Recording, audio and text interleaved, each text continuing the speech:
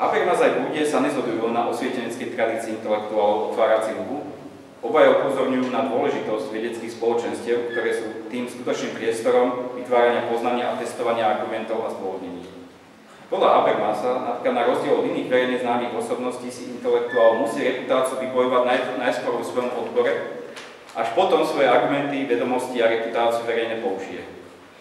Vedec a intelektuál nezískava reputáciu v médiách, v politickom priestore, ale ako vedec sa stáva vedcom až posveteným zo strán svojich kolegov, ktorí jediným môžu kontrolovať primeranosť, vecnosť, faktickosť a korektnosť prezentovaných názorov. Bourdieu, opierajúci sa o tradíciu Maxa Webera, k tomu dodáva, že nezávislá veda dokáže z logiky svojho pôsobenia spochybňovať svoje dobové a neúplné poznanie, a ona ako nezávislá dokáže robiť kritický rozbor manevrovania a manipulovania zameraného na občanov, konzumentov a opierajúce sa o zvrátené využívanie vedy. Práve nezávisle fungujúcemu spoločenstvu vedcov, tomuto neviditeľnému medzinárodnému kolégiu, pripisuje Bourdieu schopnosť kontrolovať prácu, pozície a postoje jednotlivého vedca a pod hrozbou vylúčenia zabraňuje ľahko poválnym profánnym zvodom a svetským kompromisom. Mnohí však na Slovensku varujú pred nefunkčnosťou tejto samoregulácie vedeckého spoločenstva a upozorňujú na ľahkú uplatnosť vedcov zo strany politickej a ekonomickej moci. Hoci je to často argumentácia neopierajúca sa o fakty, Bourdieu upozorňuje na jednu podmienku samoorganizácie a vnútornej kontroly spoločenstva vedcov. Touto podmienkou je skutočná autonómia, a to v zmysle nielen zabezpečiť, že sociológ môže suverénne zvládnuť kolektívne výdobytky svojej disciplíny, čo by malo byť základnou a nevyhnutnou podmienkou vstupu do skutočných vedeckých debát, a túto prípravu mal získať v procese univerzitného vzdelávania.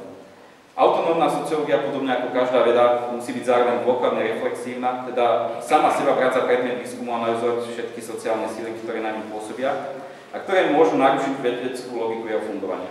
A jednou z nevyhnutných podmienok je ekonomická nezávislosť vedy, obzvlášť spoločenských vied, od ekonomických a politických záujmov, teda autonómia voči všetkým podobám moci, vrátane moci štátu.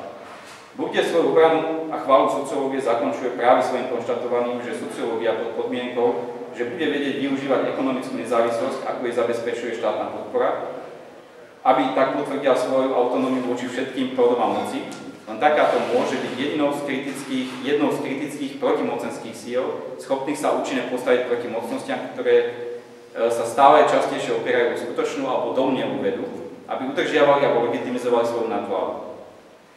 Na Slovensku tieto apely na zachovanie nezávislosti vedy a tým aj na ochranu jej verejného prospešného charakteru sú o to nástojčivejšie, lebo takáto nezávislosť ešte predtým, ako mohla byť nejako vôbec zabezpečená, začala byť napádaná zo strany politikov, ekonomických záujmov aj zo strany tých vedcov, pre ktorých je veda nástrojom ich osobných a kariérnych cieľov a ktorí reputáciu svoju a svojich vedných disciplín ponúkajú moci. Všetky volania po vede pre prax, apely na presadzovanie štátnych objednávok pre vedcov, volanie po vstupe súkromného kapitálu do vedy, ambície vyťažiť z vedy maximálny profit a iniciatívne na zrušenie pracovnoprávnej ochrany vedcov v mene zvyšovania ich produktivity a kvality sú útokom na nestrannosť a samostatnosť vedy a sú snahou podriadiť vedu politickým a ekonomickým záujmom mocných. Je to doslovná snaha napadnúť osvieteneckú tradíciu otváraciu.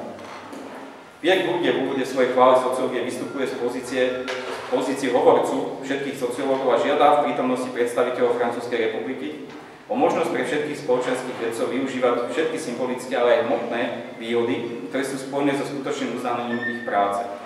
Myslel pritom na všetkých tých, ktorí sa musia najdôležitejšie obdobie svojho života pretlkať bez akejkoľvek istoty, že raz budú môcť nájsť stabilné pracovné miesto ako výskumníci alebo pedagógovia, teda pozície, ktorá by mohla zaistiť slušné pracovné podmienky. Na tomto mieste by bolo potrebné poctivo priznať hranice objektivity vo verejnom prejave vedca, a teda aj mojej vlastnej objektivity. Peter Berger hovorí, objektivita patrí k snahe sociálneho vedca pochopiť svet, ale necharakterizuje všetku jeho existenciu. Veda, ak má byť naozaj vedou, musí byť hodnotovo nezaťažená.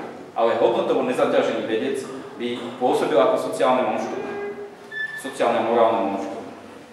Vedec je síce členom komunity vedcov, uznávajúcej špecifické kanóny a analýzy, ale je tiež aj členom politickej komunity a podriaduje sa rovnakým morálnym súdom ako ktokoľvek druhý. Tieto dva klobúky, ktoré má v rukách, sú úplne odlišné.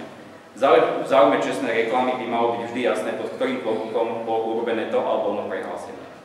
Ja by som na tomto mieste rád vystúpil v mene všetkých vysokoškolských pedagógov, ktorým už roky výnimka zo zákonníka práce neumožňuje byť nezávislým od svojich vedúcich a od tlakov zhora, ktorí nemôžu mať perspektívu tvorivého rozvoja poznania. Rád by som vystúpil v mene všetkých vedcov na Slovenskej akadémii vied a v štátnych inštitúciách, ktorí zatiaľ síce ešte nestihli odobrať výhodu stabilného pracovného miesta, ale ktorých vystavujú tlakom a ponižovaniu zo strany politikov a manažérov vedy, ktorí ich v zámienke nízkej kvality a pod zámienkou nízkej kvality, efektivity a nízkej produktivity chcú zmenou zákonnou úpravou poslednej istoty, hoď aj o istotu aspoň stabilného, hoci malého platu.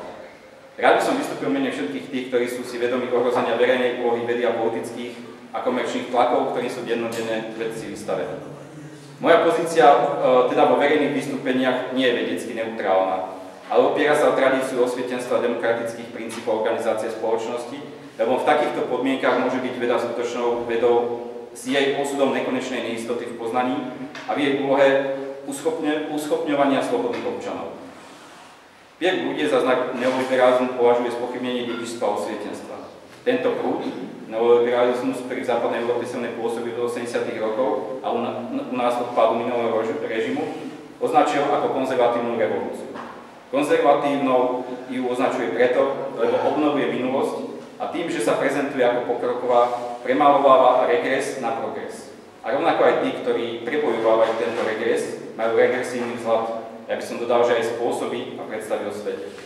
Veľkou silou tejto konzervatívnej revolúcie je, že je to progresivistické reštapovanie. Začal som popisom dvoch stránok osvietenstva, jedným integrovanie komickosti do jadra kultúry a s tým spojená nutnosť sebareflexie a druhým je vytvorenie verejnosti. Teraz by som ukončil tento svoj príhovor práve zmienkou o komickosti. Preto by som ako sociológ rád ukončil svoju úvahu pohľadom na obraz sociológa vo verejnosti, ktorý môže dobre vyjadriť nasledujúci vtip, vyjadrujúci esenciu ľudskosti. Kto je to sociológ? Je to človek, ktorý potrebuje grant vo výške $1 000 000, aby našiel svoju vlastnú cestu na najbližšieho nevestínca. Ďakujem za pozornosť a ešte raz ďakujem aj za ocenenie.